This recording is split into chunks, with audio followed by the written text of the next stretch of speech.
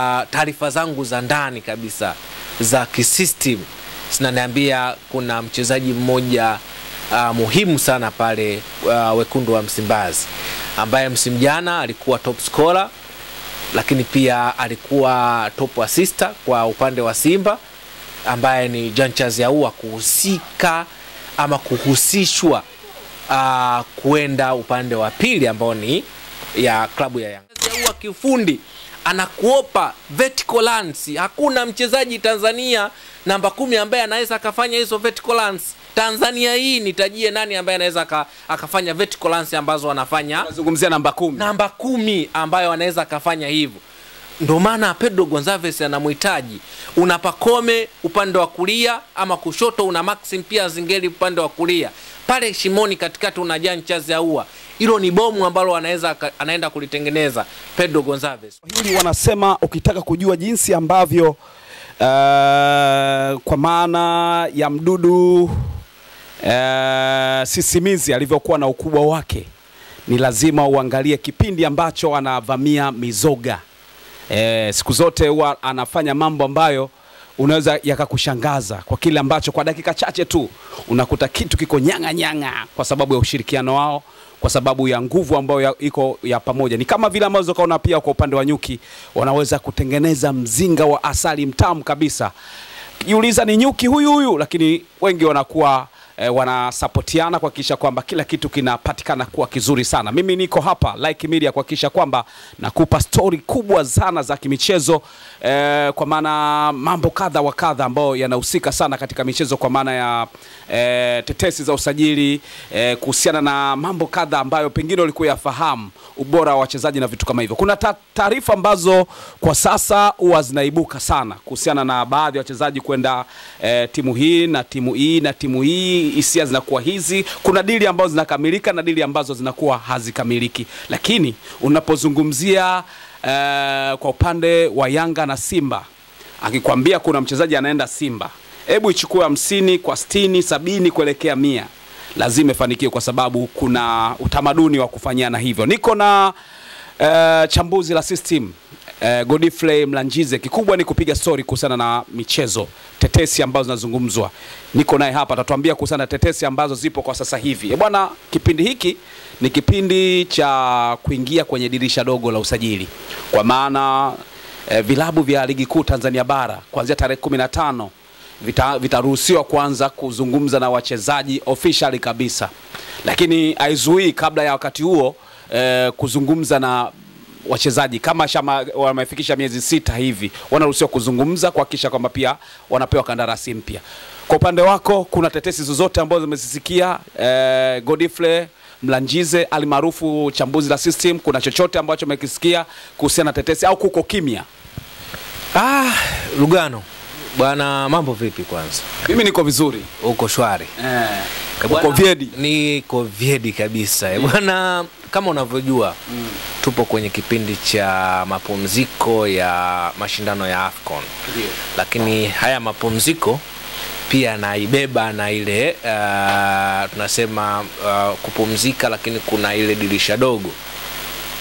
Na katika kipindi cha dirisha dogo nadhani kuna kuaga na pulukushani, na hizo pulukushani pamoja na usajili kusogezwa mbele kidogo, tofauti na zamani ama tofauti na miaka mingine, lakini vurugu zimeshaanza. Zimeshaanza na kila mmoja anajaribu kuangalia kwa hizi michezo ambazo timu zimecheza, anaona ni wapi ambapo anaweza akafix, ni wapi ambapo anaweza akaongeza nguvu, ni wapi ambapo anaweza akatengeneza kikosi chake kwa ajili ya kuweza kutengeneza mazingira mazuri ya kupambana kwenye msimu wa 2025 2026. Kwa hiyo vurugu zimeanza. Yes. Vurugu zimeanza kwenye engo gani? Yani sehemu gani, wachezaji gani? Engo za usajili. Kwenye engo ya usajili kuna tetesi nyingi ambazo hizi tetesi ziko katika muktadha tofauti. Ukiangalia Azam wana vurugu zao, Simba wana vurugu zao, Young Africans wana vurugu zao, Singida Black Stars wana vurugu zao. Hapa tunagusia ile top 4 ambao tunasema ni katika mazingira ya timu ambazo zinajiweza, na tukumbuke hizi timu pia zipo kwenye mashindano ya klabu bingwa pamoja na shirikisho. Kwa hiyo vurugu hizo zimeshaanza mapema zaidi. Wachezaji gani wanaenda wapi na nani? Binafsi katika vurugu zangu pia za taarifa zangu za ndani kabisa za kisystem, zinaniambia kuna mchezaji mmoja muhimu sana pale Wekundu wa Msimbazi, ambaye msimu jana alikuwa top scorer, lakini pia alikuwa top assistant kwa upande wa Simba, ambaye ni Jean Charles Ahoua, kuhusika ama kuhusishwa kuenda upande wa pili ambao ni ya klabu ya Young Africans. Charles Ahoua, top scorer wa Simba, top scorer wa Simba, top scorer wa ligi NBC Premier League 2024-2025. Inawezekanaje hiyo? MVP wa ligi 1 ya Ivory Coast msimu ulioisha 2023-2024 akiwa na magoli 12, assist 9. Mfungaji bora na msimu wa 2024-2025 akiwa na magoli 16, assist 9. Anahusishwa na mabingwa wa nchi, klabu ya Young Africans. Inafikirisha kwamba Jean Charles Ahoua kweli kama anaweza kujiunga na Yanga. Unafikiri za ndani ambazo umezipata uhalisia ukoje? Yaani wameweka mpunga mrefu, au Simba ameonekana hawamhitaji, au ni kitu gani ambacho kinashawishi? Inaonekana siku za hivi karibuni alikuwa na kasa na benchi. Pengine kuna chochote ambacho kina msukumo ndani yake. Rugano, unajua hivi vilabu vya Simba na Yanga huwa wana figisu zao, huwa wana vurugu zao. Ukiangalia ni kweli Jean Charles Ahoua, mimi mwenyewe binafsi nilikuwa na tafakari na kujaribu kuona ni kwa nini Jean Charles Ahoua apewe nafasi. Timu inataka kushinda, alafu mtu ambaye anasababisha ushindi, kwa sababu ushindi bila magoli sio ushindi Lugano. Mtu ambaye anasababisha ushindi yupo kwenye benchi. Maana yake ni nini? Maana yake utaki kushinda. Ndivyo ambavyo unaweza kutafsiri kwa dhana nyepesi, rahisi zaidi kwa upande wa Simba, kwa sababu hata wakati alipopewa nafasi ya kufanya hivyo, manake ilionekana kama hana msaada moja kwa moja kwenye ushindi kwa kipindi hichi. Pengine alikuwa top scorer, lakini kwa sasa ameshuka kiwango. Ukiniambia alipewa nafasi ameshindwa, alichezeshwa kwenye eneo gani? Kwa mfano Lugano, kwenye mechi 5 za awali ambazo Simba walicheza kwenye mashindano wakati wanaanza, mechi 5 Jean Charles Ahoua alikuwa na assist 2 na magoli mangapi? 2, chini ya Fadlu Davis. Anacheza shimoni pale kwenye namba 10. Si unanielewa na unapata picha. Tukaanza kusema alichokimalizia Jean Charles Ahoua akaenda kukifanyaje? Kwenda kukianzisha anzia alipoishia kwenye msimu wa 2024-2025. Hivi mechi gani chini ya Fadlu Davis? Unaona kabisa mchango ambao ulikuwepo direct moja kwa moja kwa Jean Charles Ahoua kuweza kuisaidia timu ya Simba, aidha kufunga yeye mwenyewe ama kutoa assist. Umemzungumzia Charles Ahoua, lakini pia umezungumzia wachezaji wengine kwamba wapo wanaoenda Yanga, Azam, Simba kwenda Yanga pia, na Yanga kwenda Simba. Wanaoenda Simba ni mchezaji yupi na yupi kutoka Yanga? Mimi nijikite kwenye mchezaji ambaye taarifa zangu zimeniambia kwa asilimia kadhaa, ambaye ni Charles Ahoua. Jean Charles Ahoua. Na Lugano, unajua watu wengi sana kuanzia mashabiki wa Simba wenyewe binafsi, viongozi, lakini pia hiyo tabia pia imewaathiri mpaka makocha wengine ambao wamekuepo. Kwa mfano juzi Suleiman Matola hajamchezesha, lakini angalia mechi ambayo alimchezesha ile dhidi ya ambao mechi alifunga, walishinda magoli 3, si ndio? Kabla ya mechi ya Azam ile walicheza na Nsingizini Ospas na Nsingizini, yani kabla ya mechi ya Azam Simba ilicheza mechi ya ligi, walicheza na Mbeya City. Kuna goli Jean Charles Ahoua alikosa, lakini kuna goli Jean Charles Ahoua alifunga, lakini maamuzi ya refari akasema alikuwa ameotea, kitu ambacho mimi binafsi kwa picha mjongeo, kwa video ambayo ilikuwa inarudia, alikuwa hajaotea. instinct za kufunga. Jean Charles Ahoua magoli yapo miguuni mwake. Kwa unaona kama Yanga watakuwa wamelamba dume endapo wakimchukua Jean Charles Ahoua, kwa sababu ukiangalia Yanga kama amesheheni hivi inahitaji watu wengine ziada zaidi ya Charles Ahoua. Nafikiri atakuwa wamelamba dume au Yanga anataka kuwakomoa tu Simba wamchukue na mchezaji. Wamesheheni wapi Rugano? Yaani ukisema Young Africans wamesheheni wapi? Hawana namba 10. Si unanielewa? Fumbua nitajie namba 10 ambaye ni typical pale Young Africans. Charles na Dumbia. Kwa hiyo unasema Dumbia hamna lolote. Huyo tunaambiwa anacheza namba 8, mara tunaambiwa anacheza deep line playmaker. Amechezesha kwenye eneo hilo mechi zaidi ya ana dakika zaidi ya 350, hana assist, hana goli. Nani atakupa hiyo namba? Kocha gani atakupa hayo majukumu ili uweze kuisaidia timu? Kwa hiyo ukionana na wana Yanga sasa hivi ambao wanasema ni kama tunaenda kuchukua mtu ambaye ataenda kukaa benchi pale Yanga, kwa maana Jean Charles Ahoua, wewe utawaambia Yanga amelamba dume? Professional. Mimi nimeona nimsifu Pedro Gonçalves. Yaani ameangalia kwenye jicho la kiufundi. Professional. Jean Charles Ahoua, hakuna timu ambayo anakaa benchi kwa kocha ambaye anatamani timu yake ishinde. Hakuna brother. Kwa Simba ukimwachia Jean Charles Ahoua watakuwa wamempoteza mchezaji bora kabisa. Wamepoteza lulu. Yaani wamepoteza kitu ambacho binafsi hata wao wenyewe wanacho, lakini hawajui thamani yake. Anamhitaji kutoka Simba. Lakini yes, Raja Casablanca nao walisema wanamhitaji. Hebu ona, yani Yanga wanamhitaji. Fadu Davis anamhitaji aende Raja Casablanca. Ugano, uwezi kuwaza kwamba kuna kitu ambacho Jean Charles Ahoua anacho. Kwa mfano, watu wengi unajua sio kila mtu anaona vile ambavyo kocha anaona ama vile ambavyo mimi naona. Ukiingia kwenye peji yangu pale @Godfrey Mlanchize, nimezungumza vingi sana kwa jicho la Passmaster kuhusiana na Jean Charles Ahoua. Jean Charles Ahoua sio namba 10 ambayo unampenda wewe Rugano. Yaani zipo aina za namba 10 zaidi ya 3 mpaka 4. Lakini Jean Charles Ahoua sio playmaker. Yaani Jean Charles Ahoua hutegemei apige chenga, apige vienga, akufurahishe. Si unanielewa? Jean Charles Ahoua yeye majukumu yake pale yupo kama namba 10 as a shadow striker. Late lands, anachelewa kukimbia kwenye boxi, zile second balls, zile cutback pass yeye ndo anazishambulia pale. Ndio maana unaona magoli yake mengi sana anafunga kwenye eneo hili. Lakini pia Jean Charles Ahoua kiufundi anakuopa vertical lance. Hakuna mchezaji Tanzania namba 10 ambaye anaweza akafanya hizo vertical lance. Tanzania hii nitajie nani ambaye anaweza akafanya vertical lance ambazo anafanya? Nazungumzia namba 10. Namba 10 ambayo anaweza akafanya hivyo.